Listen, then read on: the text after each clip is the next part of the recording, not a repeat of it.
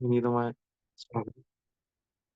നമ്മളിന്ന് ചർച്ച ചെയ്യുന്നത് ശ്രീ ചൈതന്യ ചരിതാമൃതം ആദിലീല 17-ാമത്തെ അധ്യായം ശ്ലോകം 300 മുതൽക്കാണ്.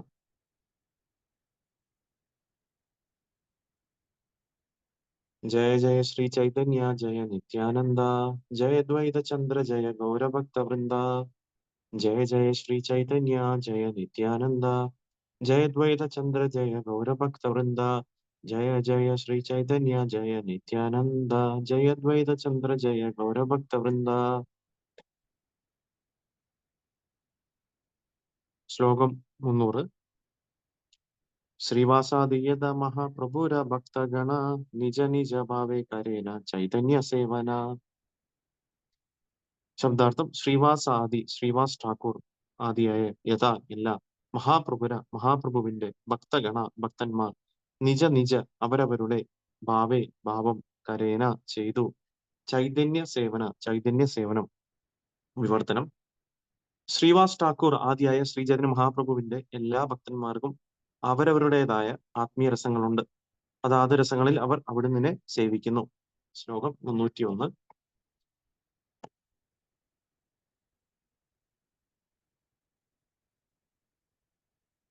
പണ്ഡിത ഗോസായി ആദി യാൻരയേ രസ, സേയ് രസേ പ്രഭു ഹന താൻര വശ. പണ്ഡിത ഗോസായി ആദി യാൻരയേ രസ, സേയ് രസേ പ്രഭു ഹന താൻര വശ. പണ്ഡിത ഗോസായി ആദി യാൻരയേ രസ, സേയ് രസേ പ്രഭു ഹന താൻര വശ. ശബ്ദാർത്ഥം: പണ്ഡിത ഗോസായി ഗദാധര പണ്ഡിതൻ ആദിയായ യാൻഡ്ര അവരുടെ എന്തെല്ലാം രസ അതീന്ദ്രിയ രസം, സേയ് അവരവരുടെ രസത്താൽ പ്രഭു ഹന ആകുന്നു താൻഡ്ര അദ്ദേഹത്തിന്റെ വശ നിയന്ത്രണത്തിൽ. വിവർത്തനം ഭാവാർത്ഥം: കൃഷ്ണകൃപാമൂർത്തി ശ്രീ ശ്രീമദ് അഭയചരണാരവിന്ദ ഭക്തിവേദം സ്വാമിപാൽ ക്ഷീരസ്തോപാദിക്ക് ജയ്. വിവർത്തനം: അന്തരംഗ ഭക്തന്മാരായ ഗദാധരൻ, സ്വരൂപ ദാമോദരൻ, രാമാനന്ദ റായ്, ഷഡ് ഗോസ്വാമിമാർ എന്നിവരെല്ലാം അവരവരുടെ അതീന്ദ്രിയ രസങ്ങളിൽ സ്ഥിതി ചെയ്യുന്നു. അപ്രകാരം മഹാപ്രഭു ഭക്തന്മാരുടെ വിവിധ അതീന്ദ്രിയ ഭാവങ്ങൾക്ക് വശപ്പെടുന്നു. ഭാവാർത്ഥം: 296 മുതൽ 301 വരെയുള്ള ശ്ലോകങ്ങളിൽ നിത്യാനന്ദ പ്രഭുവിന്റെയും അദ്വൈത പ്രഭുവിന്റെയും മറ്റുള്ളവരുടെയും ഭക്തിഭാവം വിവരിച്ചിട്ടുണ്ട്. ശ്രീചൈതന്യ മഹാപ്രഭു ഒരു ഭക്തനായി അവതരിച്ചെങ്കിലും അവിടുന്ന് നന്ദമഹാരാജന്റെ പുത്രനല്ലാതെ മറ്റാരുമല്ലെന്ന് ഗൗരഗണോദേശ ദീപിക 11:16 പ്രഖ്യാപിക്കുന്നു. അതുപോലെ നിത്യാനന്ദ പ്രഭു ചൈതന്യ ഭഗവാന്റെ പാർഷദനായി ആവിർഭവിച്ചെങ്കിലും അവിടുന്ന് ഫലധാരിയായ സാക്ഷാൽ ബലരാമനല്ലാതെ മറ്റാരുമല്ല. അദ്വൈത ആചാര്യൻ ആധ്യാത്മിക ലോകത്തിൽ നിന്നുള്ള സദാശിവന്റെ അവതാരമാണ്. ശ്രീവാസ ഠാക്കൂറിന്റെ നേതൃത്വത്തിലുള്ള എല്ലാ ഭക്തന്മാരും ഇവിടുത്തെ തടസ്ഥ ശക്തിയാണ്. അതേസമയം ഗദാധരനെ പോലുള്ള ഭക്തന്മാർ അവിടുത്തെ അന്തരംഗ ശക്തിയുടെ ആവിഷ്കാരങ്ങളാണ്. ശ്രീചൈതന്യ മഹാപ്രഭുവും അദ്വൈത പ്രഭുവും നിത്യാനന്ദ പ്രഭുവും വിഷ്ണുതത്വ വിഭാഗത്തിൽ ഉള്ളവരാണ്. ചൈതന്യ ഭഗവാൻ കാരുണ്യത്തിന്റെ സാഗരമായതിനാൽ അവിടുന്ന് മഹാപ്രഭു എന്ന് സംബോധന ചെയ്യുന്നു. അതേസമയം നിത്യാനന്ദനും അദ്വൈതനും ശ്രീചൈതന്യന്റെ സഹായികളായ രണ്ട് മഹാത്മകളായതിനാൽ അവർ പ്രഭു എന്ന് സംബോധന ചെയ്യപ്പെടുന്നു. അപ്രകാരം രണ്ട് പ്രഭുക്കന്മാരും ഒരു മഹാപ്രഭുവും ഉണ്ട്. ഗദാധര ഗോസ്വാമി പരിപൂർണനായ ബ്രാഹ്മണ ആധ്യാത്മിക ഗുരുവിന്റെ പ്രതീകമാണ്. ശ്രീവാസ് ഠാക്കൂർ പരിപൂർണനായ ഒരു ബ്രാഹ്മണ ഭക്തനെ പ്രതിനിധീകരിക്കുന്നു. ഈ 5 പേരും പഞ്ചതത്വം എന്നറിയപ്പെടുന്നു.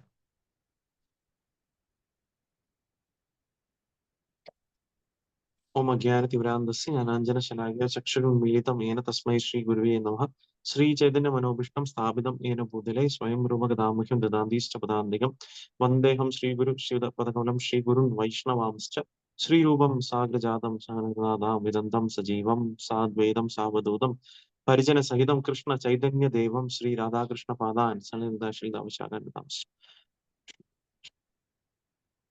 നമോ വിഷ്ണുപാദായ കൃഷ്ണപ്രേഷ്ഠായ ഗുരുവേ ശ്രീമതേ ഭക്തിവേദാന്ത സ്വാമി ഇതി നാമനേ. നമസ്തേ സാരസ്വതേ ദേവേ ഗൗരവാണി പ്രചാരിണേ നിർവിശേഷ ശൂന്യവാദി പാശ്ചാത്യ ദേശതാരിണേ. ജയ ശ്രീകൃഷ്ണ ചൈതന്യ പ്രഭു നിത്യാനന്ദ ശ്രീ അദ്വൈത ഗദാധര ശ്രീവാസാദി ഗൗരഭക്തവൃന്ദ. ഹരേ കൃഷ്ണ കൃഷ്ണ കൃഷ്ണ ഹരേ ഹരേ ഹരേ രാമ രാമ രാമ ഹരേ ഹരേ. പഞ്ചാകൽപതരുഭ്യശ്ച കൃപാസിന്ധുഭ്യേവ ച പതിതാനാം പാവനേഭ്യോ വൈഷ്ണവേഭ്യോ നമോ നമഃ. ഹരേ കൃഷ്ണ. നമ്മൾ ചർച്ച ചെയ്യുന്നത് ചൈതന്യ ചരിതാമൃതത്തിലെ അവസാനത്തെ അധ്യായമാണ്. മഹാപ്രഭുവിന്റെ യൗവന ലീലകൾ എന്ന അധ്യായം. അപ്പൊ ഇതിലെ 300ാമത്തെ ശ്ലോകം മുതൽക്കാണ് നമുക്കിവിടെ കാണാൻ സാധിക്കും ഭഗവാൻ ഭഗവാന്റെ അനേകം ഭക്തന്മാർക്ക് പല രീതിയിലും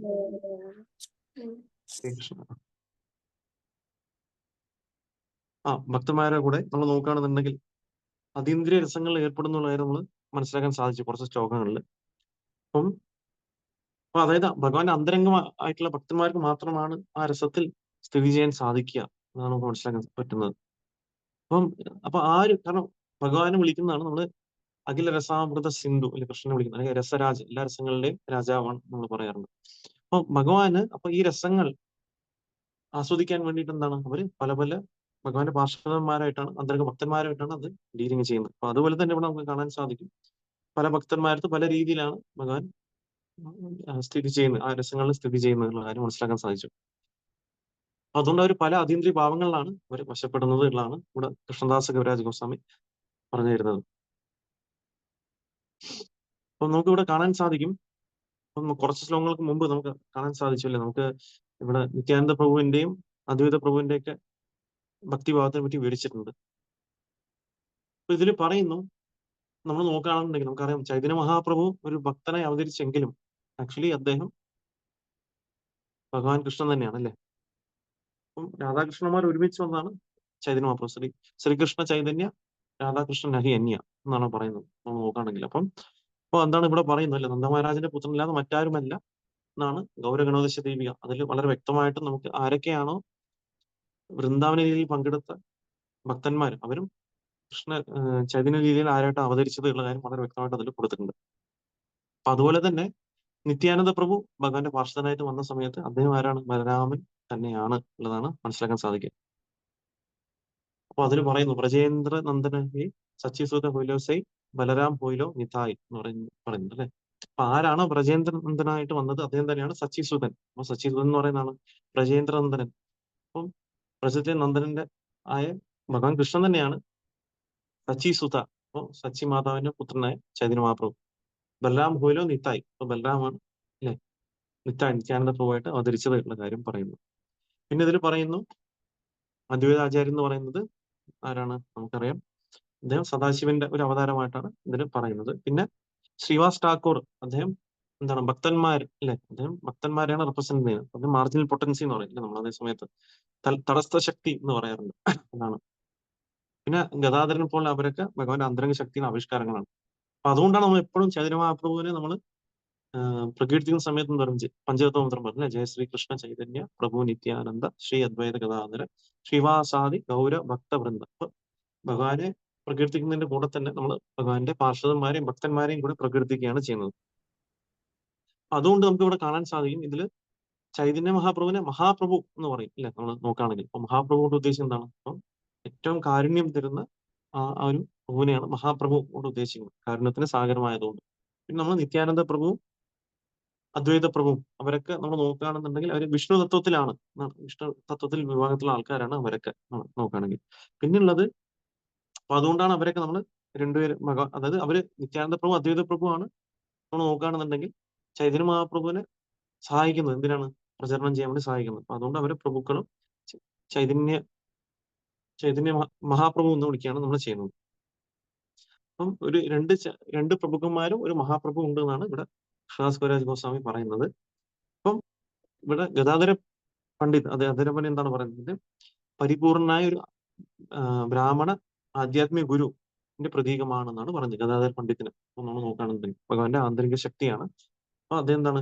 ഒരു ബ്രാഹ്മണ ഗുരു ആയിട്ടാണ് പറയുന്നത് അല്ലെ. ബ്രാഹ്മണ ആധ്യാത്മിക ഗുരുവിന്റെ പ്രതീകമാണെന്ന് പറയുന്നത്. അപ്പൊ ശ്രീവാസ് ഠാക്കൂറിനെ എന്താ പറയുന്നത്? പരിപൂർണ ഒരു ബ്രാഹ്മണ ഭക്തനെയാണ് പ്രതിനിധീകരിക്കുന്നത് എന്ന് ഈ പറയുന്നു. അപ്പൊ ഈ 5 പേരും കൂടി ചേർത്ത് പറയുന്നതാണ് പഞ്ചതത്വം എന്ന് പറയുന്നത്. അപ്പൊ നമ്മൾ എന്തൊരു ആധ്യാത്മികമായിട്ട് കാര്യം ചെയ്യുന്നതിന് മുമ്പ് നമ്മൾ എന്താ ചെയ്യുന്നത്? നമ്മൾ പ്രഭുപാദിന് പ്രണാമമന്ത്രം പറഞ്ഞ് പിന്നെ നമ്മൾ അടുത്തതായിട്ട് ആരാണ് ഈ പഞ്ചതത്വ മന്ത്രം പറഞ്ഞിട്ടാണ് നമ്മൾ ഹരേ കൃഷ്ണ മന്ത്രം ജപിക്കാനും കീർത്തനം ചെയ്യാനൊക്കെ തുടങ്ങുന്നത്. അപ്പൊ അങ്ങനെയാണ് അതിന്റെ രീതി എന്നാണ് ഇവിടെ. അപ്പൊ അവരെ പ്രകൃതികളെ പറ്റിയാണ് ഇവിടെ കൃഷ്ണദാസ് കവിരാജ് ഗോസ്വാമി ഇവിടെ പറയുന്നത്. നമുക്ക് അടുത്തൊരു ശ്ലോകം നോക്കാം.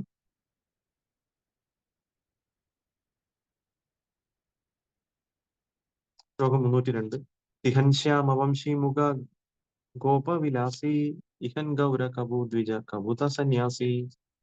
ശബ്ദാർത്ഥം തിഹൻ കൃഷ്ണലീലയിൽ ശ്യാമ ഇരുണ്ട നിറം, വംശി മുഖ ഓടക്കൊൾ ധരിച്ച്, ഗോപവിലാസി ഒരു ഗോപബാലൻ എന്ന നിലയിൽ, ഇഹൻ ഇപ്പോൾ, ഗൗര സ്വർണ വർണ്ണം, കപു ചിലപ്പോൾ, ദ്വിജ ബ്രാഹ്മണൻ, കപു ചിലപ്പോൾ, ത തീർച്ചയായും, സന്യാസി സന്യാസി. വിവർത്തനം: കൃഷ്ണലീലയിൽ ഭഗവാന് ശ്യാമവർണ്ണമാണ്. അവിടുന്ന് അതരത്തിൽ പുല്ലാങ്കുഴലുമായി ഒരു ഇടയബാലനായി വിലസുന്നു. ഇപ്പോൾ അതേ വ്യക്തി സ്വർണ്ണവർണ്ണത്തിൽ പ്രത്യക്ഷനായിരിക്കുന്നു. ചിലപ്പോൾ അവിടുന്ന് ബ്രാഹ്മണനായും മറ്റു ചിലപ്പോൾ സന്യാസിയായും പ്രകടമാകുന്നു. ശ്ലോകം 303. അതയേവ ആപ്പനെ പ്രഭു ഗോപി ഭാവധരി പ്രജേന്ദ്ര നന്ദനെ കഹെ പ്രാണനാഥ കരി. ശബ്ദാർത്ഥം: അതയേവ അതുകൊണ്ട്, ആപ്പനെ സ്വയം, പ്രഭു മഹാപ്രഭു, ഗോപീഭാവം സ്വീകരിക്കുന്നു, ബ്രജേന്ദ്രനന്ദനൻ കഹെ സംബോധന ചെയ്യുന്നു, പ്രാണനാഥ അല്ലയോ പ്രാണനാഥ ഭർത്താവ്, കരി സ്വീകരിക്കുന്നു. വിവർത്തനം: ആയതിനാൽ മഹാപ്രഭു ഗോപിഭാവം സ്വീകരിച്ച് ശ്രീകൃഷ്ണ ഭഗവാനെ എന്റെ പ്രാണനാഥ മത് പദേ എന്ന് സംബോധന ചെയ്യുന്നു. ശ്ലോകം 304. സൈ കൃഷ്ണ സൈ ഗോപി പരമ വിരോധ അചിന്യ ചരിത്ര പ്രഭുര അതിസുദുർബോധ. ശബ്ദാർത്ഥം: സൈ കൃഷ്ണ ആ കൃഷ്ണൻ, സൈ ഗോപി ആ ഗോപി, പരമ വിരോധ വളരെ വിരുദ്ധമായ, അചിന്യ ചിന്തിക്കാനാവാത്ത, ചരിത്ര സ്വഭാവം, പ്രഭുര ഭഗവാന്റെ, അതി വളരെ, സുദുർബോധ മനസ്സിലാക്കാൻ വിഷമമുള്ള. വിവർത്തനം ഭാവാർത്ഥം: കൃഷ്ണകൃപാമൂർത്തി ശ്രീ ശ്രീമദ് അഭയചരണാരവിന്ദ ഭക്തിവേദ സംഘ ശ്രീല പ്രഭുപാദ് കി ജയ്. വിവർത്തനം: അവിടുന്ന് കൃഷ്ണനാണെങ്കിലും ഗോപികമാരുടെ ഭാവം സ്വീകരിച്ചിരിക്കുകയാണ്. ഇതെങ്ങനെ സാധ്യം? മഹാപ്രഭുവിന്റെ ഈ അചിന്ത്യമായ സ്വഭാവം മനസ്സിലാക്കാൻ വളരെ പ്രയാസമാണ്. ഭാവാർത്ഥം: കൃഷ്ണൻ ഗോപികമാരുടെ ഭാവം സ്വീകരിച്ചത് ലൗകികമായ ഏത് കാഴ്ചപ്പാടിലും തികച്ചും വൈരുദ്ധ്യമാണ്. പക്ഷേ മഹാപ്രഭു തന്റെ അചിന്തനീയമായ സ്വഭാവത്താൽ ഗോപികമാരെ പോലെ പ്രവർത്തിക്കുകയും കൃഷ്ണനിൽ നിന്നുള്ള വിരഹം അനുഭവിക്കുകയും ചെയ്യുന്നു. അവിടുന്ന് കൃഷ്ണൻ തന്നെ ആണെങ്കിലും അത്തരമൊരു വൈരുദ്ധ്യം പരമദിവ്യപുരുഷനായ ഭഗവാനിൽ മാത്രമേ അനുരഞ്ജിക്കുകയുള്ളൂ. എന്തുകൊണ്ടെന്നാൽ അവിടുന്ന് അസാധ്യമായതിനെ സാധ്യമാക്കാൻ സാധിക്കുന്നു. അഘടഘടന പദീയസി സങ്കല്പാതീതമായ ശക്തിയുണ്ട്. ഒരു ഭക്തൻ ഗോസ്വാമിമാരുടെ നിർദ്ദേശങ്ങൾ അനുസരിച്ച് വൈഷ്ണവ തത്വശാസ്ത്രം നിഷ്ഠയോടെ പിന്തുടർന്നില്ലെങ്കിൽ അത്തരം വൈരുദ്ധ്യങ്ങൾ മനസ്സിലാക്കാൻ വളരെ വിഷമമാണ്. അതിനാൽ കൃഷ്ണദാസ കവിരാജ് ഗോസ്വാമി എല്ലാ അധ്യായവും ഈ ശ്ലോകത്തിൽ അവസാനിപ്പിക്കുന്നു. ശ്രീരൂപ രഘുനാഥ പദേ യാശ് ചൈതന്യ ചേതാമത കഹേ കൃഷ്ണദാസ്. ശ്രീരൂപ രഘുനാഥ ഗോസ്വാമിമാരുടെ പാതാരബിന്ദങ്ങളിൽ പ്രാർത്ഥിച്ചുകൊണ്ടും അവരുടെ കാരുണ്യം സദാ അഭിലഷിച്ചുകൊണ്ടും കൃഷ്ണദാസൻ എന്ന ഞാൻ അവരുടെ തൃച്ചേപടികൾ പിന്തുടർന്നുകൊണ്ട് ശ്രീചൈതന്യ ചരിതാമൃതം വർണ്ണിക്കുന്നു. നരോത്തമദാസന്റെ ഒരു ഗാനത്തിൽ ഇങ്ങനെ പ്രസ്താവിക്കുന്നു: രൂപ രഘുനാഥ പദേ ഹൈബേ ആപൂതി കബേ ഹാമ ഭുജവ സേവെ യുഗളപ്രീതി. യുഗളപ്രീതി എന്ന് വിളിക്കുന്നത് രാധയും കൃഷ്ണനും തമ്മിലുള്ള പ്രണയം. ഭൗതിക പണ്ഡിതന്മാർക്കോ കലാകാരന്മാർക്കോ കവികൾക്കോ മനസ്സിലാക്കാൻ കഴിയില്ല. ഷഡ്ഗോസ്വാമിമാരുടെ കാലടികൾ നിഷ്ഠയോടെ പിന്തുടരുന്ന ഭക്തന്മാർക്ക് അത് വളരെ ലളിതമായി മനസ്സിലാക്കാൻ സാധിക്കും. കലാകാരന്മാരെന്നും കവികളെന്നും വിളിക്കപ്പെടുന്നവർ ചിലപ്പോൾ രാധയുടെയും കൃഷ്ണന്റെയും പ്രേമ വ്യവഹാരങ്ങൾ മനസ്സിലാക്കാൻ ശ്രമിക്കുകയും ഈ വിഷയത്തിൽ മൂല്യമില്ലാത്ത ഗ്രന്ഥങ്ങളും ചിത്രങ്ങളും പ്രസിദ്ധീകരിക്കുകയും ചെയ്യാറുണ്ട്. ദൗർഭാഗ്യവശാൽ അവർക്ക് രാധയുടെയും കൃഷ്ണന്റെയും അതീന്ദ്രിയ വ്യവഹാരങ്ങളെ കുറിച്ച് തീരെ ചെറിയ അളവിൽ പോലും ഗ്രഹിക്കാൻ കഴിവില്ല. തങ്ങൾക്ക് അടുക്കാൻ പോലും യോഗ്യതയില്ലാത്ത കാര്യത്തിൽ അവർ വൃഥ കൈകടത്തുന്നു. ഹരേ കൃഷ്ണ. അപ്പൊ നമുക്കിവിടെ എങ്ങനെയാണ് ഭഗവാൻ കൃഷ്ണൻ തന്നെയാണ് ചൈതന്യ മഹാപ്രഭു എന്ന കാര്യം പറഞ്ഞു വന്ന ശേഷം നമുക്ക് കാണാൻ സാധിക്കും. അപ്പോൾ അതേ മഹാപ്രഭു തന്നെയാണ് ഗോപീഭാവം സ്വീകരിച്ചുകൊണ്ട് ഭഗവാൻ കൃഷ്ണനെ വിരഹ രൂപത്തിൽ എപ്പോഴും ഓർത്തുകൊണ്ടേയിരിക്കുന്നു. ഇപ്പൊ ഇങ്ങനൊരു ഇത് വരുന്ന സമയത്ത് ഈ സംശയം വരും അല്ലെ? അപ്പൊ നമ്മൾ എന്തുകൊണ്ടാണ് അല്ലെ, ഭഗവാൻ കൃഷ്ണൻ തന്നെയാണ് പരമദേവത പുരുഷൻ, പിന്നെ എന്തിനാണ് അദ്ദേഹം ഗോപികളുടെ ഭാവം എടുക്കുന്നു?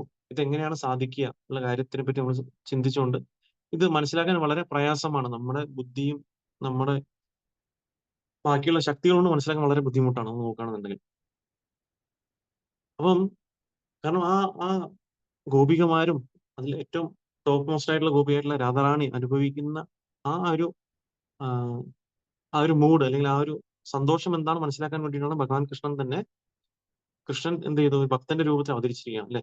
കാരണം കൃഷ്ണന് ബാക്കിയൊക്കെ അനുഭവിക്കാൻ പറ്റും. ബാക്കി എന്തുണ്ടെങ്കിലും അദ്ദേഹത്തിന് ശക്തിയും ബുദ്ധിയും അല്ലെ നമ്മൾ നോക്കുകയാണെങ്കിൽ വൈരാഗ്യവും നമ്മൾ നോക്കുകയാണെങ്കിൽ അദ്ദേഹത്തിന്റെ നമ്മൾ നോക്കുകയാണെങ്കിൽ ബാക്കി എല്ലാ രീതിയിലും ഐശ്വര്യങ്ങളും എല്ലാം അനുഭവിക്കുന്നെങ്കിൽ കൂടി ഒരു ഭക്തൻ ഭഗവാനെ സേവനം ചെയ്യുന്ന സമയത്ത് ഭക്തൻ ഉണ്ടാകുന്ന സന്തോഷം എന്താണെന്ന് മനസ്സിലാക്കണമെന്നുണ്ടെങ്കിൽ ഭഗവാൻ എന്ത് ചെയ്യണം? ഭക്തന്റെ രൂപത്തിൽ വന്നാലേ അത് അറിയാൻ സാധിക്കുള്ളൂ. അതുകൊണ്ടാണ് ഇവിടെ ഭഗവാൻ കൃഷ്ണൻ തന്നെ എന്താണ് രാധാറാണിയുടെ മോളോട് അവതരിച്ചിരിക്കുന്നത് ചൈതന്യ മഹാപ്രഭുവായിട്ട്. അപ്പൊ അങ്ങനെ നമ്മൾ കാണുന്ന സമയത്ത് വൈരുദ്ധ്യം പോലെ നമുക്ക് തോന്നാം ബാഹ്യമായിട്ട്. അപ്പൊ ആ ഇതിൽ പറയുന്നത് എന്താണ്? അത്തരമൊരു വൈരുദ്ധ്യം പരമദിവ്യത പുരുഷനെ ഭഗവാനിൽ മാത്രമേ അനുരഞ്ജിക്കുകയുള്ളൂ. എന്തുകൊണ്ടെന്നാൽ അവിടെ നിന്ന് അസാധ്യമായതിനെ സാധ്യമാക്കാൻ സാധിക്കുന്ന സങ്കല്പാതീതമായ ശക്തിയുണ്ട്. അപ്പൊ ഭഗവാൻ എന്തും കഴിയാത്തതിനെ അല്ലെ പോസിബിൾ ആക്കാനുള്ള കഴിവായിരിക്കുന്നത് ഭഗവാനുണ്ട്. എന്ത് വേണമെങ്കിലും ഭഗവാന് ചെയ്യാൻ സാധിക്കും. അപ്പൊ അതുകൊണ്ട് നമുക്കൊരിക്കലും ഭഗവാനെ നമ്മുടെ ഒരു ചട്ടക്കൂടിൽ ഇരുത്താൻ സാധിക്കില്ല. ഇപ്പൊ എനിക്കത് ചെയ്യാൻ സാധിക്കുന്നില്ല, അല്ലെങ്കിൽ എന്റെ ചിന്തയ്ക്കനുസരിച്ച് ഭഗവാൻ ഇങ്ങനെ വരാൻ സാധിക്കില്ല എന്ന് ചിന്തിക്കുന്നത് കൊണ്ട് അതങ്ങനെ നടക്കില്ല എന്ന് ഇതില്ലല്ലോ അല്ലെ. അപ്പൊ എനിക്കത് ശരി അല്ലെങ്കിൽ എനിക്കത് തെറ്റ് അല്ലെങ്കിൽ എന്റെ മനസ്സിൽ അത് സാധ്യമല്ല എന്ന് തോന്നുന്നുകൊണ്ട് അത് ശരിയാവണം നിർബന്ധമില്ല അല്ലെ. പല പല കാര്യങ്ങളും എനിക്ക് ശരിയെന്ന് തോന്നുന്നു അല്ലെ തെറ്റെന്ന് തോന്നുന്നു, ബാക്കിയുള്ളത് ശരിയാവാം. അപ്പൊ അതുകൊണ്ട് തന്നെ ഇവിടെ ഭഗവാൻ എന്ത് വേണം ചെയ്യാൻ ഉള്ള കഴിവ് ഉണ്ട്. അതാദ്യം നമ്മൾ മനസ്സിലാക്കാനുള്ളതാണ്. അപ്പം അങ്ങനെ ഈ നിർദ്ദേശങ്ങൾ നമ്മൾ ഒരു ഗുരുശിഷ്യ പരമ്പരയിൽ സ്വീകരിച്ചാൽ മാത്രമാണ് എന്താണെന്ന് നമുക്ക് മനസ്സിലാക്കാൻ സാധിക്കുക. അല്ലെങ്കിൽ അത് വളരെ വിഷമമായിട്ട് മാറും നമുക്ക്. അത് ഒരിക്കലും നമ്മുടെ എന്താണ് ഒരു സംശയമായിട്ട് നിൽക്കും. അപ്പൊ അത് ആദ്യം നമ്മൾ ആ പൂർണ്ണ വിശ്വാസത്തോടെ നമ്മൾ അക്സെപ്റ്റ് ചെയ്യാനുള്ള കാര്യമാണ്. എന്താണ് ഭഗവാന് എല്ലാം എന്തുകൊണ്ടും ചെയ്യാൻ സാധിക്കും. ഇത് എല്ലാത്തിനും അതീതമാണ് അദ്ദേഹം അല്ലെ, നമ്മൾ നോക്കുകയാണെങ്കിൽ. അപ്പൊ അതുകൊണ്ട് അതിന് നമ്മൾ എന്താ ചെയ്യണം? അതുകൊണ്ടാണ് ഇവിടെ കൃഷ്ണദാസ് കവിരാജ് ഗോസ്വാമി എന്ത് ചെയ്യുന്നത്? അദ്ദേഹം ഇതുപോലെ തന്നെ ഇപ്പൊ ഓരോ അധ്യായം കഴിയുന്ന സമയത്ത് അദ്ദേഹം എന്താണ് രൂപരഘുനാഥ ഗോസ്വാമിമാരുടെ പാദങ്ങൾ അദ്ദേഹം പിന്തുടരുകയാണ് ചെയ്യുന്നത് അല്ലേ. അങ്ങനെ കാരണം അവരുടെ പിന്തുടർന്നാൽ മാത്രമാണ് അദ്ദേഹത്തിന് എന്താണ് ചൈതന്യ മഹാപ്രഭുയുടെ യഥാർത്ഥമായിട്ടുള്ള മൂഡ് എന്ന് മനസ്സിലാക്കി അദ്ദേഹത്തിന് പ്രസന്റ് ചെയ്യാൻ സാധിക്കുള്ളൂ, വർണ്ണിക്കാൻ സാധിക്കുള്ള കാര്യമാണ് പറയുന്നത്. അപ്പൊ അതുപോലെ തന്നെ ഇവിടെ നമുക്ക് നരോത്തമദാസ് ഠാക്കൂറും ഇതിൽ പറയുന്നുണ്ട് അല്ലെ. അപ്പം നമുക്ക് ഈ ഒരു യുഗല യുഗലപ്രീതി അല്ലെങ്കിൽ രാധാകൃഷ്ണന്മാരെ മനസ്സിലാക്കണമെന്നുണ്ടെങ്കിൽ എന്താണ് വഴി? അങ്ങനെ നമുക്ക് എന്താണ് പറയുന്നത്? അത് മനസ്സിലാക്കണമെന്നുണ്ടെങ്കിൽ എനിക്ക് എപ്പോൾ മനസ്സിലാക്കാൻ സാധിക്കും? അപ്പൊ എന്താണ് വഴി? രൂപരഘുനാഥ് അതേ ഹൈവേ ആക്കോതി രൂപരഘുനാഥന്മാരുടെ പാതാരബിന്ദങ്ങളിൽ ഞാൻ ആശ്രയം നേടിയാൽ മാത്രമാണ് എനിക്ക് ഈ ഒരു ഇത്രയും ഉയർന്നമായിട്ടുള്ള യുഗലപ്രീതി രാധാകൃഷ്ണന്മാരെ പറ്റിയുള്ള ആ ഒരു ഉയർന്ന രീതിയിലുള്ള ഇതിനെപ്പറ്റി മനസ്സിലാക്കാൻ സാധിക്കുക, ആ ലീലകളെ പറ്റി. അല്ലാതെ ഒരിക്കലും നമ്മുടെ ഭൗതികമായിട്ടുള്ള കഴിവുകൾ കൊണ്ടോ അല്ലെങ്കിൽ നമ്മുടെ ഒരു കലാകാരന്മാർക്കോ പണ്ഡിതന്മാർക്കോ ഒന്നും അതിനെ മനസ്സിലാക്കാൻ, കവികൾക്കൊന്നും മനസ്സിലാക്കാൻ സാധിക്കില്ല എന്നാണ് ഇവിടെ വളരെ വ്യക്തമായിട്ടും പറയുന്നത്. കാരണം എന്ന് വെച്ച് കഴിഞ്ഞാൽ, കാരണം ഷഡ്ഗോസിമ ഗോസ്വാമിമാർ എന്ന് പറയുന്നത് എന്താണ്? അവര് ആക്ച്വലി നമ്മൾ നോക്കുകയാണെങ്കിൽ അവര് ഭഗവാന്റെ മഞ്ചരിമാർ കൂടിയാണ് നമ്മൾ നോക്കുകയാണെങ്കിൽ അല്ലെ. അല്ലെ, രൂപമഞ്ചരി എന്നൊക്കെ നമ്മൾ പറയാറുണ്ട് അല്ലെ. അപ്പൊ അതുകൊണ്ട് അവർക്കാണ് പൂർണ്ണമായിട്ടും ഭഗവാന്റെ ലീലകളെ പറ്റി അറിയാൻ സാധിക്കുക. അതേ അവർ തന്നെയാണ് പാർഷദന്മാരായിട്ട് ഗോസ്വാമിമാരായിട്ട് ഇവിടെ ചൈതന്യലീല അവതരിച്ചിരിക്കുന്നത്. അപ്പൊ അവർക്കത് ലളിതമായിട്ട് മനസ്സിലാക്കാൻ സാധിക്കും. അപ്പൊ അതുകൊണ്ട് അവരുടെ കാലടിപ്പാടുകൾ പിന്തുടർന്നാണ് ഒരു ഭക്തനെ അപേക്ഷിച്ച് പൂർണ്ണമായിട്ടും ഈ ലീലകളെ മനസ്സിലാക്കാൻ സാധ്യമാക്കുക. അല്ലാതെ നമുക്ക് ഒരിക്കലും നമ്മുടെ ഊഹാപോഹങ്ങൾ കൊണ്ടോ അല്ലെങ്കിൽ നമ്മൾ മനസ്സിലാക്കാൻ എത്രത്തോളം ശ്രമിച്ചാലും ഒരിക്കലും അതിന് മനസ്സിലാക്കാൻ പറ്റില്ല ഉള്ള കാര്യമാണ്. കാരണം അല്ല നമുക്ക് കാണാം, നമുക്ക് സോഷ്യൽ മീഡിയയിലും പല പല നമുക്ക് ഈവൻ വാട്സാപ്പ് ഗ്രൂപ്പുകളിലും പലതും കാണാം. രാധാകൃഷ്ണൻ ലീലകളെ പറ്റിയൊക്കെ പല ആൾക്കാർ അവരുടെ മനസ്സിൽ തോന്നുന്ന സങ്കല്പങ്ങളും ഒക്കെ അവർ എഴുതാറുണ്ട്. പക്ഷെ അതൊരിക്കലും ശരിയായിട്ടുള്ള കാര്യമല്ല. കാരണം നമ്മള് നമ്മൾ ഈ ഭൗതിക ലോകത്തിൽ ഉണ്ടെന്നുണ്ടെങ്കിൽ നമുക്കറിയാം നമ്മൾ ഒരിക്കലും പെർഫെക്റ്റ് അല്ലാത്ത വ്യക്തികളാണ്. അപ്പൊ ആ നമ്മളായിട്ടുള്ള വ്യക്തികൾക്ക് എങ്ങനെയാണ് ഉത്തമമായിട്ടുള്ള രാധാകൃഷ്ണന്മാരെ പറ്റി എഴുതാൻ സാധിക്കുക, അല്ലെങ്കിൽ അവരെ പറ്റി എന്തെങ്കിലും ഒരു വീഡിയോ ഉണ്ടാക്കി ഇടാൻ സാധിക്കുക? അപ്പൊ ഇതൊന്നും ഒരിക്കലും പോസിബിൾ അല്ല. നമ്മള് നമുക്ക് ചെയ്യാൻ പറ്റുന്ന കാര്യം എന്താണ്? നമുക്ക് ഈ ശീല പ്രഭുപാദിനെ ഭക്തന്മാരുടെ കാരുണ്യം കൊണ്ട് കിട്ടിയ ഗ്രന്ഥങ്ങളെ ആശ്രയിച്ചുകൊണ്ടും അവരിൽ നിന്ന് കേൾക്കുന്ന കാര്യങ്ങളെ നമ്മൾ ആശ്രയിച്ചുകൊണ്ടും നമുക്ക് എന്തെങ്കിലും കേട്ടത് അതേ രീതിയിൽ നമ്മൾ റിപ്പീറ്റ് ചെയ്യാൻ ശ്രമിക്കുക എന്നുള്ളത് മാത്രമാണ് നമുക്ക് ചെയ്യാൻ സാധിക്കുക. അല്ലാതെ ഒരിക്കലും നമുക്ക് എത്രത്തോളം കഴിവുള്ള ഒരു വ്യക്തിയായാലും ശരി, അദ്ദേഹത്തിന് ഒരിക്കലും അദ്ദേഹത്തിന്റെ മനസ്സിൽ തോന്നുന്ന കാര്യങ്ങൾ എടുത്ത് നമുക്ക് ഒരിക്കലും പറയാൻ പറ്റില്ല രാധാകൃഷ്ണന്മാരുടെ ലീലകളെ പറ്റി. അപ്പൊ അങ്ങനെയുള്ള വ്യക്തികൾ ഒരിക്കലും രാധാകൃഷ്ണന്മാരുടെ അടുത്ത് എന്താണ് യോഗ്യതയില്ലാത്ത വ്യക്തികളാണ്. അപ്പൊ അവരുടെ ജസ്റ്റ് അവരെ കൈ കടത്തിക്കൊണ്ട് അവർ പല കാര്യങ്ങളും പറയുകയാണ് ചെയ്യുന്നത്. അപ്പൊ അങ്ങനത്തെ വ്യക്തികൾ എന്താ ചെയ്യുന്നത്? ശരിക്കും ബാക്കിയുള്ളവർ മിസ്ഗൈഡ് ചെയ്യുകയാണ് ചെയ്യുന്നത്. അതുകൊണ്ടാണ് നമുക്ക് ശീല പ്രഭുപാദ് എന്ന ആചാര്യന്റെ ഈ ഗ്രന്ഥങ്ങൾ വിതരണം ചെയ്യേണ്ട ഉദ്ദേശകത. കാരണം എന്താണ്? ഈ ഗ്രന്ഥങ്ങൾ ഒരു വ്യക്തിയുടെ കയ്യിൽ എത്തിയാൽ മാത്രമാണ് എന്താണ് യഥാർത്ഥമായിട്ടുള്ള ശാസ്ത്രം, എന്താണ് ഭഗവാൻ പറയാൻ ഉദ്ദേശിക്കുന്നത്, എന്താണ് ഭഗവാന്റെ ലീലകൾ അല്ലെങ്കിൽ എന്താണ് മനുഷ്യജീവിതത്തിന്റെ ലക്ഷ്യം എന്നുള്ളത് നമുക്ക് മനസ്സിലാക്കാൻ സാധിക്കുക. അല്ലെങ്കിൽ ഒരിക്കലും നമുക്ക് ഇതിനെ മനസ്സിലാക്കാൻ നമുക്ക് സാധിക്കില്ല. അതുകൊണ്ട് നിരന്തരം ശീലപ്രബോധന ഗ്രന്ഥങ്ങൾ വായിക്കുകയും അതിലൂടെ വേണം നമുക്ക് ആധ്യാത്മിക കാര്യങ്ങൾ മനസ്സിലാക്കാൻ. കാരണം എന്താണ്, നമ്മൾ ഒരു ആചാര്യം പറയുന്ന പോലെ തന്നെ ശീലപ്രബോധന ഗ്രന്ഥങ്ങൾ എന്ന് പറയുന്നത് എന്താണ്, നമ്മൾ ആധ്യാത്മിക ലോകത്തിലേക്കുള്ള ഒരു ജനാല പോലെയാണ് അല്ലെ. നമുക്ക് ജനാലയിലൂടെ പുറത്ത് പല കാര്യങ്ങൾ കാണാൻ സാധിക്കും. അപ്പൊ അതുപോലെ തന്നെ ശീലപ്രബോധന ഗ്രന്ഥങ്ങളിലൂടെ മാത്രമാണ് നമുക്ക് ആധ്യാത്മിക ജീവിതം എന്താണെന്ന് മനസ്സിലാക്കാൻ സാധിക്കുക. അപ്പൊ അതുകൊണ്ട് നമ്മൾ വായിക്കുകയും അതിനെ വിതരണം ചെയ്യുകയും ചെയ്യണം. ആ രണ്ട് ഡ്യൂട്ടി നമുക്ക് എല്ലാവർക്കും ഉണ്ട്. അതിലൂടെയാണ് ബാക്കിയുള്ളവരെ കൂടി ചൈതന്യ മഹാപ്രഭുവിന്റെ ഈ പ്രസ്ഥാനത്തിൽ നമുക്ക് കൊണ്ടുവരാൻ സാധിക്കുക. അതിലൂടെ അവർക്ക് രാധാകൃഷ്ണന്മാരെ അറിയാനും സാധിക്കുകയും അവരുടെ ജീവിതത്തിന്റെ പരിപൂർണ്ണ നേടാൻ സാധിക്കുകയും ചെയ്യും. അപ്പൊ ഇതാണ് ഈ ഒരു ശ്ലോകം നമുക്ക് പറയുന്നത്. ഈ ശ്ലോകം 305. ഇതേ തർക്ക കരിക്കേഹ നാകര സംശയ കൃഷ്ണേര അചിന്യ ശക്തിയേ മദഹയ. ശബ്ദാർത്ഥം: ഇതേ ഇക്കാര്യത്തിൽ തർക്കകരി തർക്കം ചെയ്യുന്നത്, കേഹ ഒരുവൻ, ന ഇല്ല, കര ചെയ്യുക, സംശയ സംശയങ്ങൾ,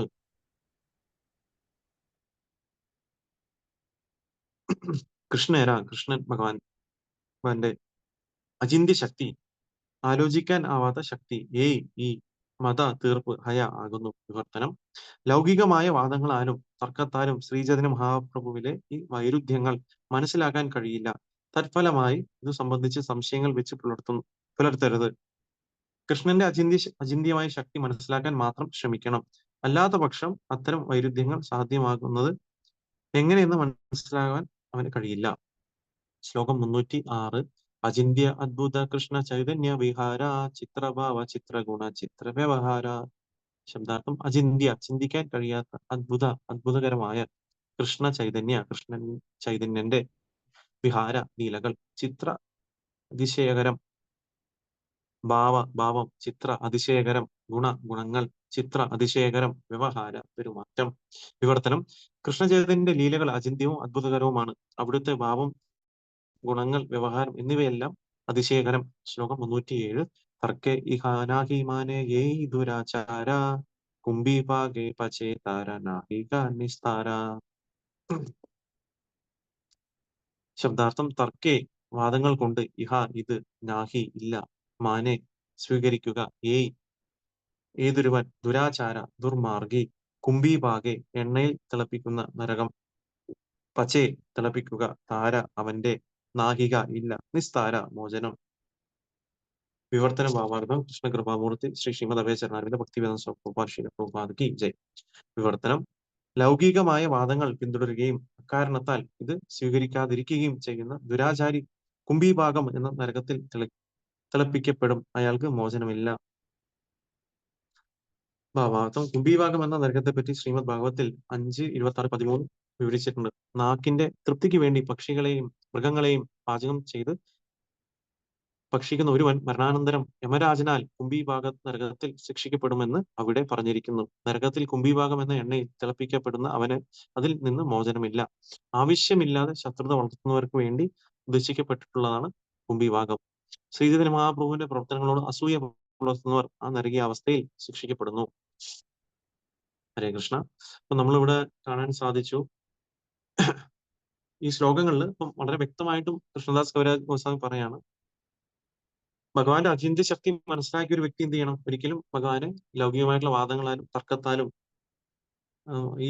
ഒരിക്കലും അദ്ദേഹത്തിന് ഈ കാര്യങ്ങൾ മനസ്സിലാക്കാൻ സാധിക്കില്ല. അപ്പം ഭഗവാന്റെ ശരണം പ്രാപിക്കുക, ഭക്തന്മാരിൽ നിന്ന് കേൾക്കുക, അതിലൂടെ മാത്രമാണ് യഥാർത്ഥമായിട്ടും ഭഗവാനെ പറ്റി നമുക്ക് മനസ്സിലാക്കാൻ സാധിക്കുക. അല്ലെങ്കിൽ ഈ വൈരുദ്ധ്യങ്ങൾ ഒരിക്കലും നമ്മുടെ ലോജിക്കും തർക്ക വിതർക്കങ്ങൾ കൊണ്ട് മനസ്സിലാക്കാൻ സാധിക്കില്ല എന്ന കാര്യമാണ്.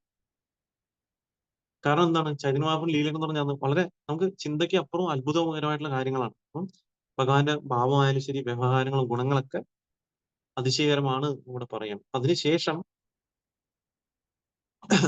ഇവിടെ പറയാണ് ഒരു ഒരു ഒരു ഒരു വാണിംഗ് തരാണ് നമ്മൾ നോക്കുകയാണെന്നുണ്ടെങ്കിൽ. എന്താണ് പറയുന്നത്? ഇപ്പൊ ലൗകികമായ വാദങ്ങൾ പിന്തുടരുകയും അക്കാരണത്താൽ ഇത് സ്വീകരിക്കാതിരിക്കുകയും ചെയ്യുന്ന ദുരാചാരി കുംഭീഭാഗം എന്ന നരകത്തിൽ തിളപ്പിക്കപ്പെടും, അയാൾക്ക് മോചനമില്ല. അപ്പൊ അതിൽ പറയാണ്, ഇവിടെ പറയുന്നത് എന്താണ്, അപ്പം ഒരു വ്യക്തി നോക്കുകയാണ്, അപ്പൊ അദ്ദേഹം ഇതൊക്കെ മനസ്സിലാക്കാണ്, പല കാര്യങ്ങൾ പറഞ്ഞിട്ടും ഈ ലൗകികമായിട്ടുള്ള വാദങ്ങൾ കൊണ്ട് അദ്ദേഹം എന്താണ്, ഇതിനൊന്നും അക്സെപ്റ്റ് ചെയ്യുന്നില്ല, സ്വീകരിക്കുന്നില്ല.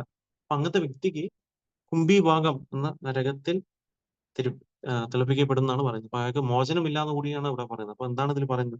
നമുക്കറിയാം, ശ്രീമദ് ഭാഗവത്തിൽ നമുക്ക് പല പല നരകങ്ങളെ പറ്റി അത് പ്രതിപാദിച്ചിട്ടുണ്ട് 5-ാം സ്കന്ധത്തിൽ 26-ാമത്തെ അധ്യായത്തിൽ.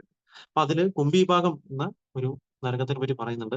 അപ്പൊ എന്താണ്, ഇപ്പൊ നമുക്ക് നാവിന്റെ തൃപ്തിക്ക് വേണ്ടിയിട്ട് നമ്മൾ പലതും കഴിക്കാറുണ്ട് ഇല്ലേ, നമുക്ക് ഇല്ലേ, നാവിന്റെ ഒരു 2 സെക്കൻഡ് ആ രുചിയുടെ ആ ഒരു ഇതിന് വേണ്ടിയിട്ട് നമ്മളെന്ത് പക്ഷി മൃഗങ്ങളൊക്കെ നമ്മൾ കൊന്നു തിന്നാണ് ചെയ്യുന്നത്.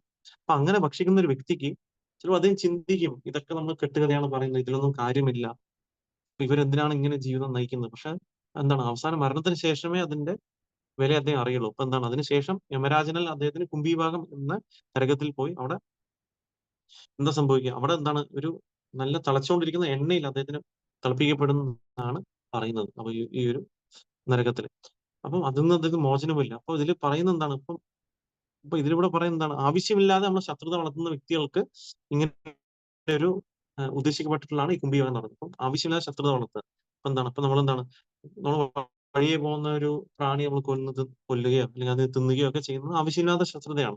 അപ്പൊ അങ്ങനെ ചെയ്യുന്നവർക്ക് അതുപോലെ തന്നെയാണ് ഇവിടെ നമുക്ക് എന്താണ്, ചൈതന്യമാപ്പുവിന്റെ പ്രവർത്തനങ്ങളിലൂടെ അസൂയ തോന്നുന്ന ഒരു വ്യക്തിക്ക് അല്ലെ, ആവശ്യമില്ലാതെ എന്തിനാണ് അസൂയ തോന്നുന്നത്, കാരണം അദ്ദേഹം എല്ലാവരുടെയും നന്മയ്ക്ക് വേണ്ടിയിട്ടാണ് അത് അവതരിച്ചിരിക്കുന്നത്. അപ്പൊ ആ വ്യക്തിയുടെ അദ്ദേഹത്തിന്റെ ടീച്ചിങ്സിനെ കുറ്റം പറയാ, അല്ലെങ്കിൽ അത് ശരിയല്ല എന്നുള്ള രീതിയിൽ കമന്റ് ചെയ്യുക, അപ്പൊ ഇങ്ങനെ ചെയ്യുന്ന വ്യക്തികൾക്കൊക്കെ ഈ കുംഭീഭാഗം എന്ന നരകാവസ്ഥയിൽ ശിക്ഷിക്കപ്പെടുന്നതാണ് ഈ ഒരു ശ്ലോകം പറയുന്നത്.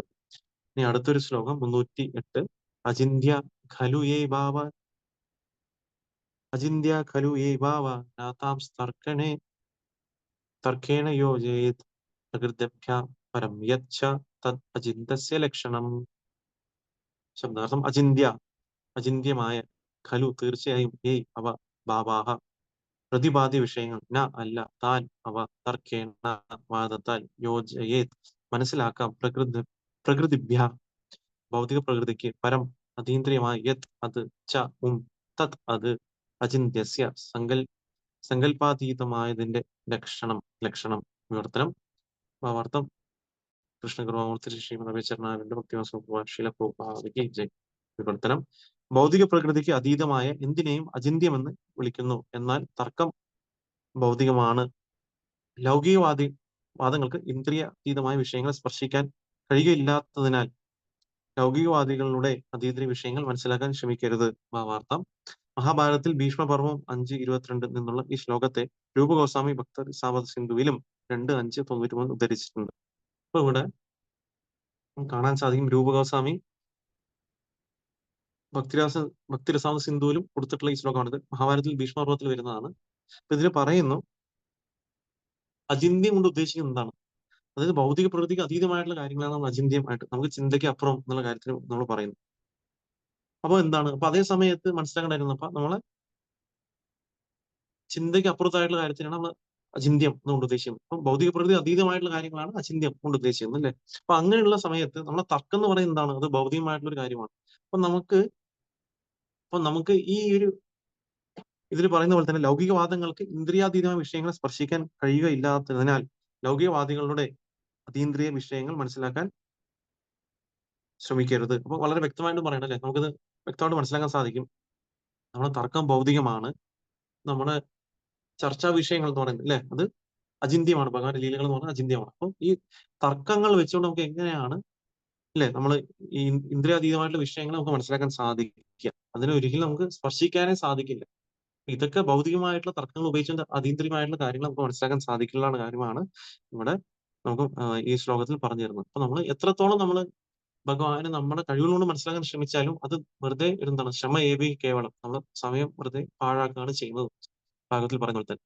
അപ്പൊ എന്താണ്, അപ്പൊ അതിനുണ്ട് നമ്മൾ എന്താ ചെയ്യുക, നമ്മൾ ആദ്യം മനസ്സിലാക്കുക, എന്റെ കഴിവുകൾക്കും ബുദ്ധിശക്തിക്കും ഒക്കെ ഒരു ലിമിറ്റേഷൻ ഉണ്ട്. അപ്പൊ ഞാൻ എന്താ ചെയ്യുക, ഇതിനെ പൂർണ്ണമായിട്ട് മനസ്സിലാക്കിയ ഭഗവാനിൽ നിന്ന് എനിക്ക് മനസ്സിലാക്കുന്ന വളരെ എളുപ്പമായിട്ട് വളരെ ഈസി ആയിട്ട് മനസ്സിലാക്കാൻ സാധിക്കും. എപ്പോഴും ശീല പ്രഭുപാദ് പറയുന്ന ഒരു എക്സാമ്പിൾ ഉണ്ട്, നമ്മളെല്ലാവരും കേട്ടിട്ടുള്ള കാര്യം തന്നെയാണ്.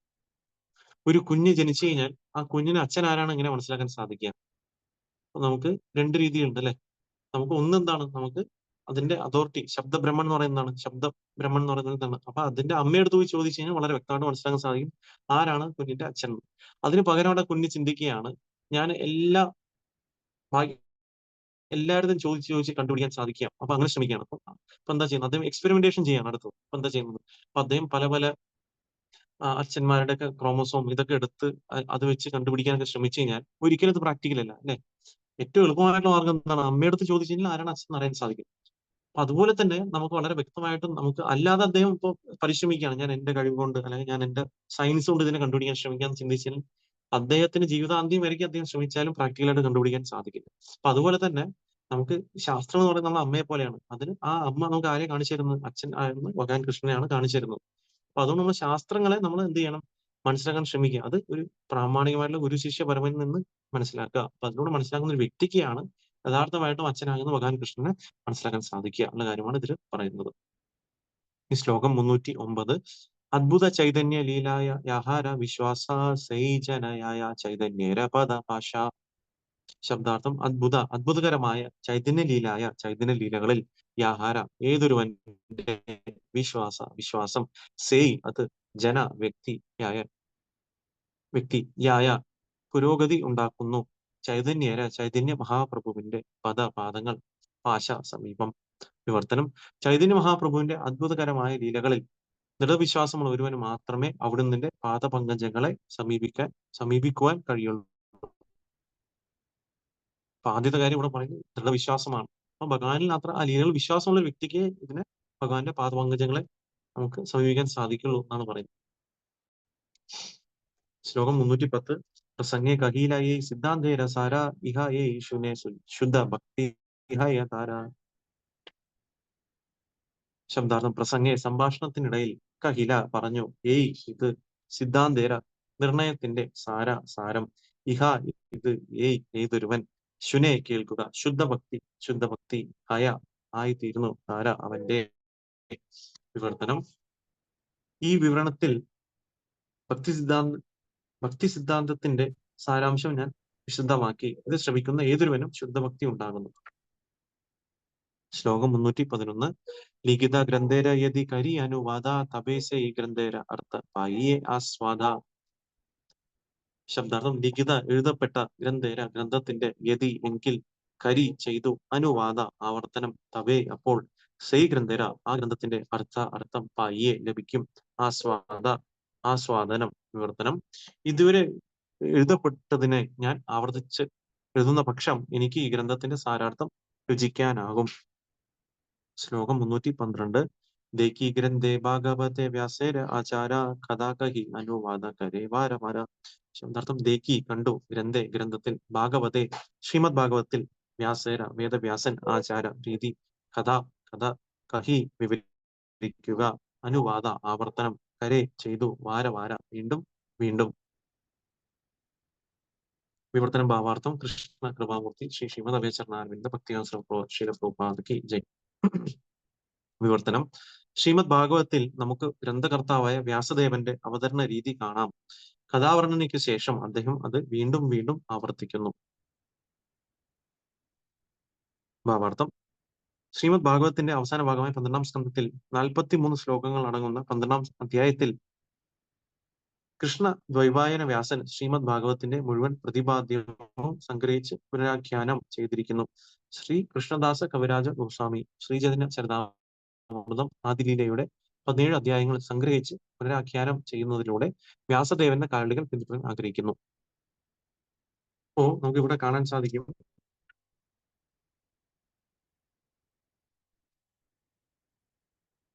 ഇവിടെ നമുക്ക് വളരെ വ്യക്തമായിട്ടും കൃഷ്ണദാസ് കവിരാജ ഗോസ്വാമി പറയുകയാണ്, അപ്പൊ നമുക്ക് ഭഗവാനിൽ വിശ്വാസമുള്ള ഒരു വ്യക്തിക്ക് മാത്രമാണ് ഭഗവാന്റെ പാദപങ്കജങ്ങളെ സമീപിക്കാൻ കഴിയുള്ളൂ എന്ന കാര്യം പറയാണ്. അപ്പം ഇതിലൂടെ അദ്ദേഹം എന്താണ് പരിശുദ്ധ ഭക്തിയെ പറ്റിയാണ് ഇതിൽ പറയുന്നത് ആക്ച്വലി. അപ്പൊ നമ്മൾ നോക്കുകയാണെങ്കിൽ, അപ്പൊ ഭക്തി സിദ്ധാന്തത്തിന്റെ സാരാംശം, ഈ ഫിലോസഫിയുടെ സാരാംശം എന്ന് പറയുന്നതാണ് പരിശുദ്ധ ഭക്തിയിലെ നമ്മൾ വേറെ ഒരു ചിന്തയും ഇല്ലാതെ ഭഗവാനെ സേവനം ചെയ്യുക, അല്ലെ, ഒന്നും പ്രതീക്ഷിക്കാതെ ഭഗവാനെ സേവനം ചെയ്യുക, അതാണ് പരിശുദ്ധ ഭക്തി. അപ്പൊ അത് പറഞ്ഞ ശേഷം നമ്മൾ നോക്കുകയാണെന്നുണ്ടെങ്കിൽ നമുക്ക് ഇവിടെ കാണാൻ സാധിക്കും, അപ്പൊ ഇതുവരെ എഴുതിയ കാര്യങ്ങളെ പറ്റി നമുക്കറിയാം. നമ്മള് ഈ ഒരു ആദിലീല ഇവിടെ അവസാനിക്കുകയാണ് ചെയ്യുന്നത് ഈ അധ്യായത്തോടെ. അപ്പൊ അതിനെ ഒരു റിവൈസ് ചെയ്യാൻ വേണ്ടിയിട്ട് വീണ്ടും എന്താണ് നമ്മൾ വായിച്ചാൽ അദ്ദേഹത്തിന്റെ അദ്ദേഹം എന്താണ് അതിന്റെ ആ സാരാർത്ഥം രുചിക്കാൻ വേണ്ടിയിട്ടും വായിക്കുന്ന വ്യക്തികൾക്ക് അതിനൊന്ന് ഓർക്കാൻ വേണ്ടിയിട്ട് എന്ത് ചെയ്യുന്നു, വീണ്ടും വീണ്ടും എങ്ങനെയാണോ ശ്രീല വ്യാസദേവൻ 12-ാം സ്കന്ധത്തിൽ 43ഓളം ശ്ലോകങ്ങളിൽ അദ്ദേഹം എന്ത് ചെയ്തു, ഭാഗവത്തിന്റെ കാര്യങ്ങൾ വീണ്ടും അദ്ദേഹം ഷോർട്ടായിട്ടുള്ള സമ്മറി എന്ന രീതിയിൽ പല പല ശ്ലോകങ്ങളിലൂടെ വിവരിച്ചത്, അതുപോലെ തന്നെ നമുക്ക് ഇവിടെയും കൃഷ്ണദാസ് കവിരാജ് ഗോസ്വാമി എന്ത് ചെയ്യുന്നു? ഓരോ അധ്യായത്തിന്റെ സാരം എന്താണെന്ന് പറഞ്ഞുകൊണ്ട് ഇനി വരുന്ന ശ്ലോകങ്ങളിൽ അതിനെ നമുക്ക് പറഞ്ഞു തരികയാണ് ചെയ്യുന്നത്. അപ്പൊ നമുക്കൊരു റീക്യാപ്പ് എന്ന രീതിയിൽ, അല്ലെ, നമുക്കൊരു വീണ്ടും ഒരു റിവിഷൻ എന്ന രീതിയിൽ അതിനെ മനസ്സിലാക്കാൻ സാധിക്കും. അപ്പൊ അതാണ് ഇതിൽ പറയുന്നത്. ആ എന്താണോ ആചാര്യന്മാർ പിന്തുടർന്നത് അതിന്റെ കാലിൽ ഒരിക്കലും ഒരു നമ്മൾ നോക്കുകയാണെങ്കിൽ ഒരു മുന്നേയുള്ള ഒരു ആചാര്യനെ കടന്നുകൊണ്ട് ഒരു പ്രസന്റ് ആയിട്ടുള്ള ആചാര്യൻ ഒരു കാര്യം ചെയ്യില്ല. അതേപോലെ തന്നെ ഇവിടെ എന്താ ചെയ്യുന്നത്? ഇപ്പൊ അദ്ദേഹം പഠിപ്പിച്ചു തരികയാണ് ചെയ്യുന്നത്. നമ്മൾ എങ്ങനെയാണ് ആചാര്യന്മാർ എന്ത് ചെയ്തിരിക്കുന്നു അതിനെ നമ്മൾ ഫോളോ ചെയ്യണം. നമ്മൾ എന്താ ചെയ്യണം? അതിനെ ഫോളോ ചെയ്യണം എന്നുള്ള കാര്യമാണ് ഇവിടെ പറഞ്ഞു തരുന്നത്. അപ്പൊ എന്താണോ വ്യാസദേവൻ ചെയ്തത് അതുപോലെ തന്നെയാണ് ഇദ്ദേഹം ഈ ഒരു ഗ്രന്ഥത്തിലും നമുക്ക് അതേ രീതിയാണ് ഇതിൽ ഫോളോ ചെയ്യുന്നത്. ശ്ലോകം 313. താതയാദിലീലാരകരി പരിച്ഛേദ ഗണന പ്രഥമ പരിച്ഛേദ കൈരോ മംഗളാചരണ. ശബ്ദാർത്ഥം താത്തെ അതുകൊണ്ട്, ആദിലീല എന്ന ആദ്യ സ്കന്ധം, കരി ചെയ്തു, പരിച്ഛേദ അധ്യായം, ഗണന ഇനം തിരിച്ച് എണ്ണമെടുക്കുക, പ്രഥമ പരിച്ഛേദ ആദ്യത്തെ അധ്യായത്തിൽ, കൈലൂൻ ചെയ്തു, മംഗളാചരണ ആരംഭത്തിലുള്ള മംഗളസ്തുതി വിവർത്തനം. അതുകൊണ്ട് ഞാൻ ആദിലീലയുടെ അധ്യായങ്ങൾ തരം തിരിക്കാം. ആദ്യ അധ്യായത്തിൽ ആധ്യാത്മിക ഗുരുവിന് പ്രണാമങ്ങൾ അർപ്പിച്ചു. എന്തെന്നാൽ മംഗളകരമായ രചനയുടെ ആരംഭം ഇതാണ്. ശ്ലോകം 314. ദ്വിതീയ പരിച്ഛേദേ ചൈതന്യ തത്വ നിരൂപണ സ്വയം ഭഗവാൻ യൈ പ്രജേന്ദ്രനന്ദന. ശബ്ദാർത്ഥം ദ്വിതീയ പരിച്ഛേദേ രണ്ടാം അധ്യായത്തിൽ ചൈതന്യ തത്വ നിരൂപണ ശ്രീ ചൈതന്യൻ എന്ന സത്യത്തിന്റെ വിവരണം. സ്വയം ഭഗവാൻ യേയ് ആര്? പ്രജേന്ദ്ര നന്ദന നന്ദമഹാരാജന്റെ പുത്രൻ വിവർത്തനം. രണ്ടാം അധ്യായത്തിൽ ശ്രീചൈതന്യ മഹാപ്രഭു എന്ന സത്യത്തിന്റെ വിവരണം നൽകുന്നു. അവിടുന്ന് ഗോപതനയനായ ശ്രീകൃഷ്ണ ഭഗവാൻ തന്നെയാകുന്നു. ശ്ലോകം 315. തേൻഹോത ചൈതന്യ കൃഷ്ണ ശചീരാനന്ദന തൃതീയ പരിച്ഛേദേ ജന്മേര സാമാന്യ കാരണ. ശബ്ദാർത്ഥം തേൻഹോ അദ്ദേഹം, തീർച്ചയായും, ചൈതന്യ കൃഷ്ണ ചൈതന്യ എന്ന നാമത്തോടു കൂടിയ കൃഷ്ണൻ, സചീരാനന്ദന സച്ചിയുടെ പുത്രൻ, തൃതീയ പരിച്ഛേദേ മൂന്നാം അധ്യായത്തിൽ, ജന്മേര ജനനത്തിന്റെ സാമാന്യ പൊതുവായ കാരണം വിവർത്തനം. കൃഷ്ണൻ തന്നെ ആയ കൃഷ്ണചൈതന്യൻ ഇപ്പോൾ സച്ചീദേവിയുടെ പുത്രനെ അവതരിച്ചു. മൂന്നാമത്തെ അധ്യായം ഭഗവാന്റെ ആവിർഭാവത്തിന്റെ പൊതുവായ കാരണം വിവരിക്കുന്നു. ശ്ലോകം 316.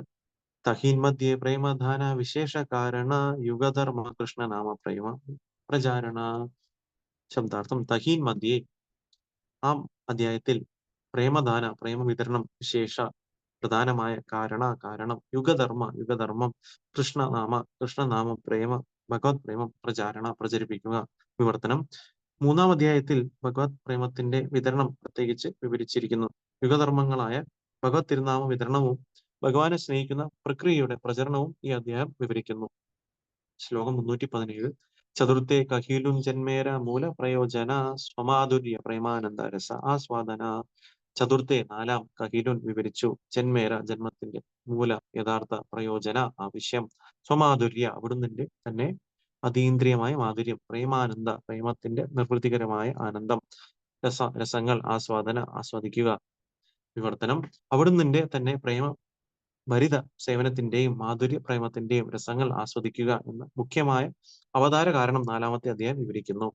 ശ്ലോകം 318. പഞ്ചമേ ശ്രീ നിത്യാനന്ദ തത്വ നിരൂപണ നിത്യാനന്ദ ഹൈര രാമ രോഹിണി നന്ദന.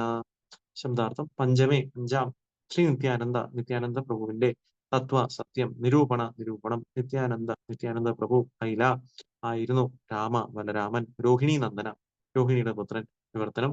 അഞ്ചാം അധ്യായം നിത്യാനന്ദ പ്രഭുവിന്റെ തത്വം വിവരിക്കുന്നു. അവിടുന്ന് രോഹിണി പുത്രനായ ബലരാമൻ തന്നെയാകുന്നു. ശ്ലോകം 319.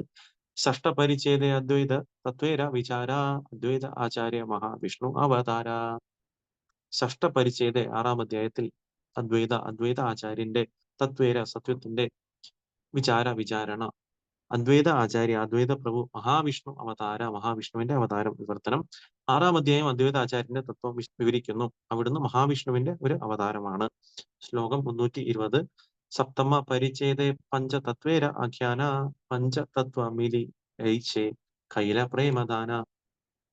ശബ്ദാർത്ഥം പരിച്ഛേദേ ഏഴാം അധ്യായത്തിൽ പഞ്ചതത്വത്തിന്റെ സത്യങ്ങളുടെ ആഖ്യാനം, അഞ്ച് തത്വങ്ങൾ ഒന്നിച്ചു ചേരുക, ഏതു വിധത്തിൽ, കൈല ചെയ്തു, പ്രേമ വിതരണം വിവർത്തനം.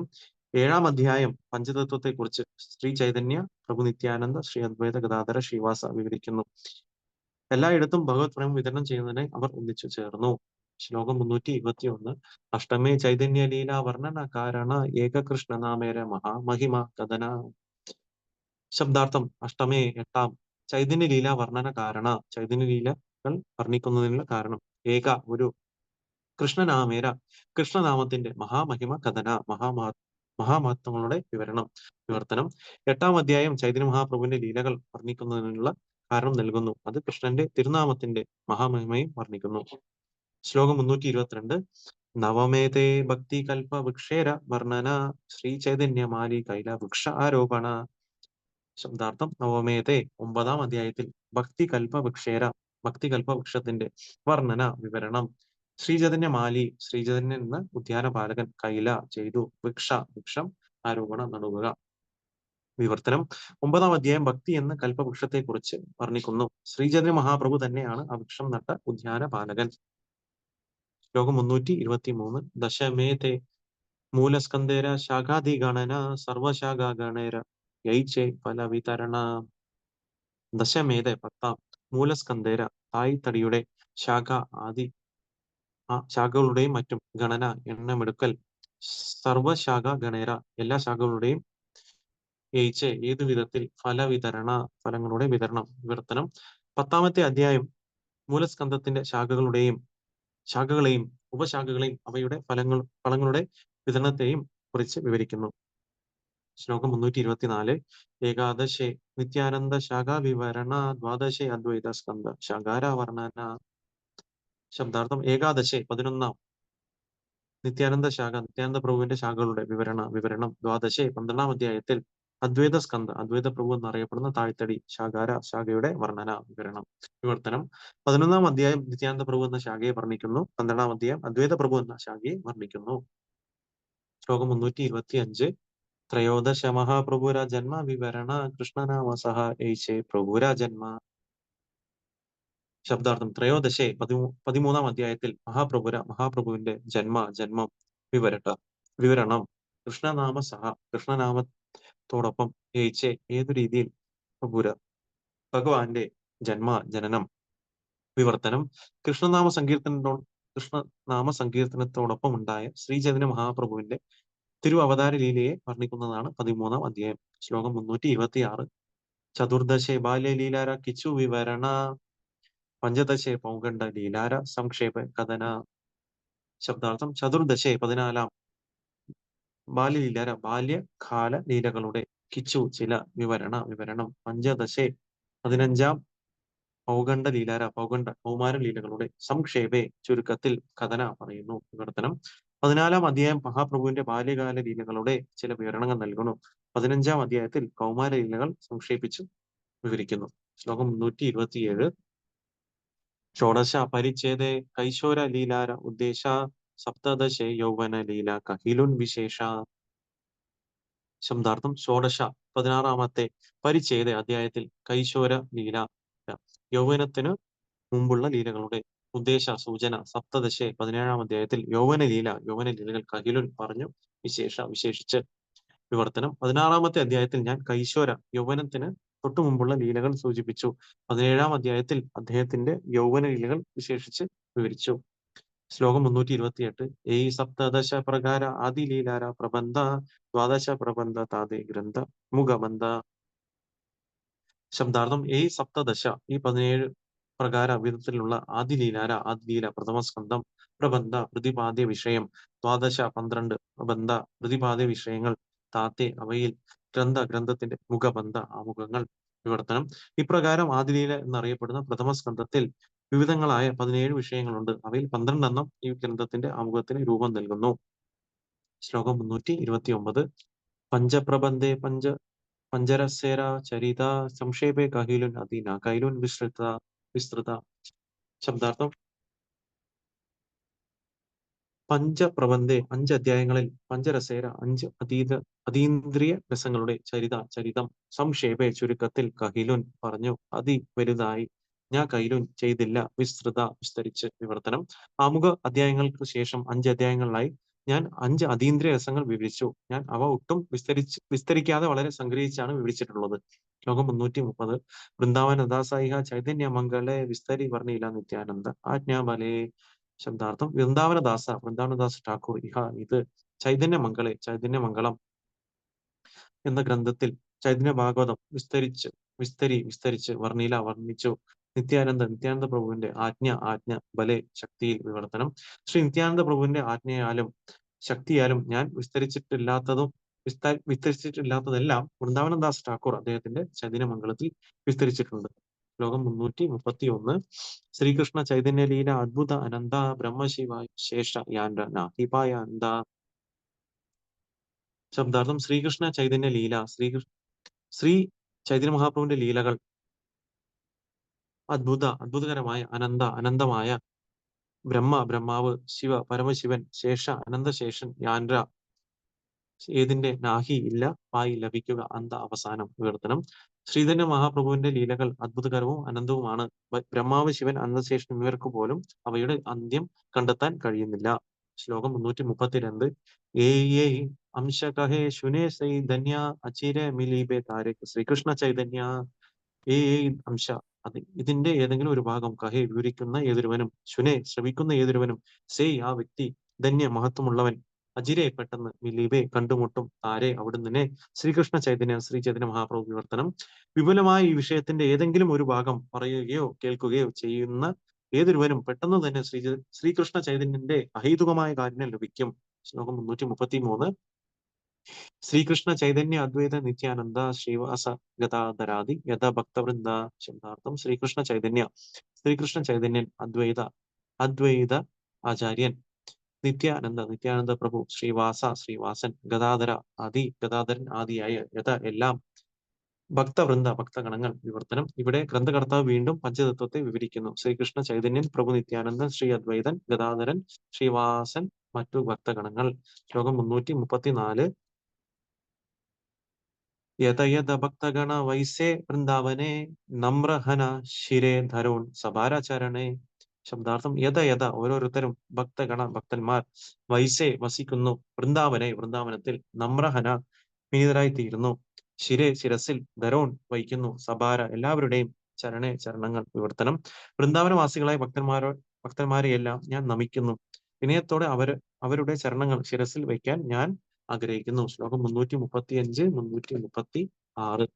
ശ്രീസ്വരൂപ ശ്രീരൂപ ശ്രീ സനാതന ശ്രീ രഘുനാഥദാസ ആര ശ്രീജീവാചരണ ശിരേധരി വൃന്ദോൻ നിത്യ കരോൺ താൻ ആശ ചൈതന്യ ചരിതാമൃതകരേ കൃഷ്ണദാസ. ശബ്ദാർത്ഥം ശ്രീ സ്വരൂപ ദാമോദരൻ ശ്രീ രൂപ ഗോസ്വാമി ശ്രീ സനാതന ഗോസ്വാമി ശ്രീ രഘുനാഥദാസ ഗോസ്വാമി ആര ശ്രീ ജീവ ഗോസ്വാമിയുടെ പാദപത്മങ്ങൾ ശിരസിൽ ധരി ചേർക്കുക വന്ദോൻ വന്ദിക്കുന്നു നിത്യ എല്ലായ്പ്പോഴും കരോൺ ചെയ്യുന്നു താൻര അവരുടെ സേവനം ആശിച്ച് ചൈതന്യ ചരിതാമൃതം എന്ന നാമത്തിലുള്ള ഗ്രന്ഥം കഹേ വിവരിക്കുന്നു കൃഷ്ണദാസ കവിരാജ ഗോസ്വാമി. പ്രവർത്തനം. ഗോസ്വാമിമാരുടെ പാതാരബിന്ദങ്ങളെ ശിരസാവഹിക്കാൻ ഞാൻ ആഗ്രഹിക്കുന്നു. ശ്രീ സ്വരൂപ ദാമോദരൻ ശ്രീ രൂപ ഗോസ്വാമി ശ്രീ സനാതന ഗോസ്വാമി ശ്രീ രഘുനാഥദാസ ഗോസ്വാമി ശ്രീ ജീവ ഗോസ്വാമി എന്നിങ്ങനെയാണ് അവരുടെ നാമങ്ങൾ. അവരുടെ ചരണാംബുജങ്ങൾ എന്റെ ശിരസിൽ ചേർത്തുകൊണ്ടും അവരുടെ നിത്യസേവനം കാക്ഷിച്ചുകൊണ്ടും അവരുടെ തൃച്ചേവടികൾ പിന്തുടർന്നുകൊണ്ടും കൃഷ്ണദാസൻ എന്ന് ഞാൻ ചൈതന്യചരിതാമൃതം വർണ്ണിക്കുന്നു. ശ്രീ ചൈതന്യ മഹാപ്രഭുവിന്റെ യൗവന ലീലകൾ വർണ്ണിക്കുന്ന ചൈതന്യചരിതാമൃതം ആദിലീലയിലെ 17-ാം അധ്യായത്തിന്റെ ഭക്തിവേദാന്ത ഭാവാർത്ഥം ഇപ്രകാരം ആദിലീല സമ്പൂർണമാകുന്നു. ഹരേ കൃഷ്ണ. ശ്രീചരിതാമൃതം കി ജയ്. ശീല പ്രഭുപാദ് കി ജയ്. സമവേദ ഗൗർ ഭക്തവൃന്ദ കി ജയ്. നിതായ് ഗൗർ പ്രേമാനന്ദേ. ഹരേ ഗോഡ്. ഹരേ കൃഷ്ണ. അപ്പം നമുക്ക് ഞാനത് എൻഡ് ചെയ്യണമെന്ന് വിചാരിച്ചിട്ടാണ് കുറച്ച് സ്പീഡായിട്ട് കണ്ടിന്യൂ ചെയ്തത്. കാരണം ഇനിയിപ്പോ അടുത്ത ക്ലാസ്സിൽ നമുക്ക് പുതിയൊരു അധ്യായം തുടങ്ങാവുന്ന രീതിയിലായിരുന്നു. അപ്പൊ നമുക്ക് എല്ലാ ഭക്തന്മാരുടെയും ശീല പ്രഭുപാദിന്റെയും ചൈതന്യ മഹാപ്രഭുവിന്റെയും ശ്രീ രാധാകൃഷ്ണന്മാരുടെ ഒക്കെ കാരുണ്യം കൊണ്ട് നമുക്ക് ആദിലീല നമുക്ക് ഇവിടെ വായിച്ചു തീർക്കാൻ നമുക്ക് ഡിസ്കസ് ചെയ്ത് ചർച്ച ചെയ്യാൻ സാധിച്ചു.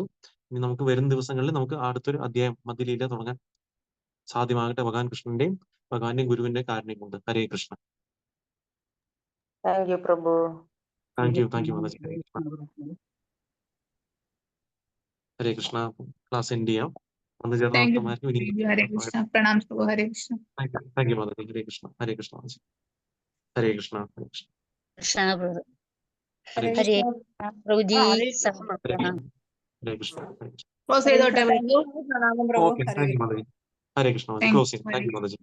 പ്രണാമം. യു.